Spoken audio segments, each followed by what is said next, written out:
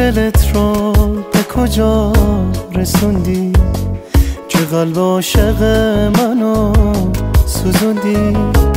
دل به کی دادی؟ به چی دل سپردی؟ بریدی از من، به کی دل سپردی؟ چی شد که قلبت ازم دور شد؟ دلت به چی این همه مغرور شد؟ رفیق نیمه راه من چی بگم؟ این همه وامونده رو با کی بگم؟ دلت به دوری من چجوری عادت کرد؟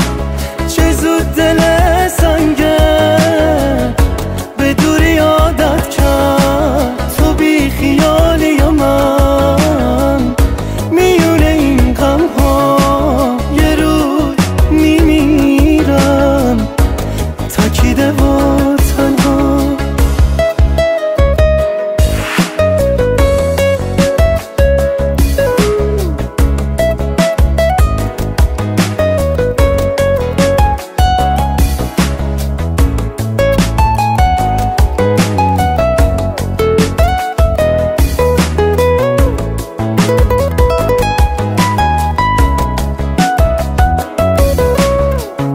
چجوری از این همه دوری بگم؟ چجوری از رنج و صبوری بگم؟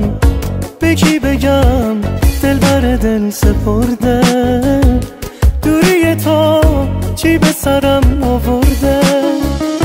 خاطره ها تو پیش روم گذاشتم، من که برات سنگ تموم گذاشتم. چرا نخواستی منو باور کنی؟ حتی یه لحظه با دلم سر کنی. دلت به دوری من چجوری عادت کرد؟ چه زود دل سنگه به دوری عادت کرد. تو بی خیالی یا من میونه این غم ها یه روز میمیرم تکیده و تنها.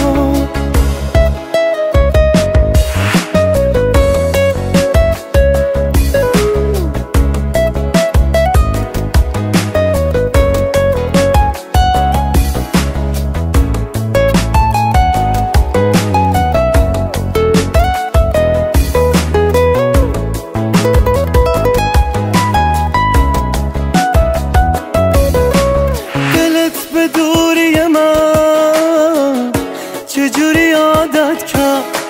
چه زود دل سنگه به دوری